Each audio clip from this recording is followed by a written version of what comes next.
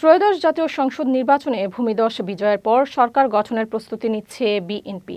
আর এরই মাঝে রাজনীতির নতুন মেরুকরণ হিসেবে সামনে এলো ছায়া মন্ত্রিসভা গঠনের ঘোষণা। জাতীয় নাগরিক পার্টির মুখপাত্র আসিফ মাহমুদ সজীব ভুঁইয়া এবং সুপ্রিম কোর্টের বিশিষ্ট আইনজীবী ও জামাত নেতা শিশির মনিরই এই ঘোষণা কৌতূহল সৃষ্টি করেছে দেশ জুড়ে। এখন প্রশ্ন হলো, এই ছায়া মন্ত্রিসভা কি? বিস্তারিত দেখুন প্রতিবেদনে।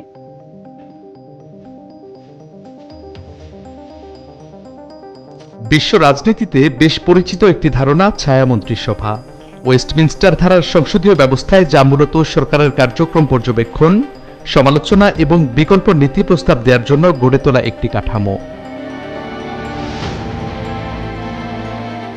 বিশ্বের উন্নত দেশগুলোর ছায়া মন্ত্রিসভার ধারণা থেকে দেখা যায়, সাধারণত সরকারের প্রতিটি মন্ত্রণালয়ের জন্য বিরোধী দল থেকে একজন ছায়ামন্ত্রী মনোনয়ন দেয়া হয়, যাদের কাজ হল সরকারের নীতি ও বাজেট বিশ্লেষণ, সমালোচনা করা এবং প্রয়োজনে বিকল্প নীতি বা পরিকল্পনা উপস্থাপন করা।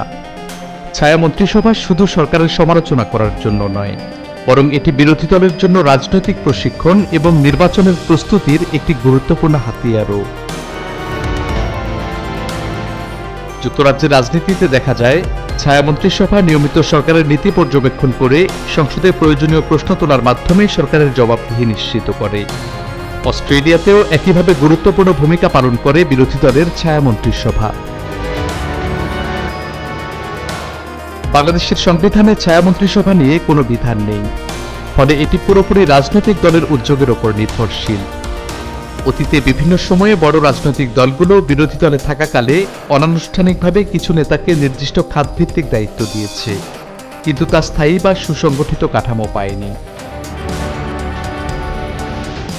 রাজনৈতিক বিশ্লেষকদের মতে, সংসদ বর্জনের সংস্কৃতি, তীব্র রাজনৈতিক মেরুকরণ এবং সংসদীয় চর্চার সীমাবদ্ধতার কারণে এই ব্যবস্থা কার্যকর রূপ পায়নি। Saifur Rahman Rubel, channel S, Dhaka.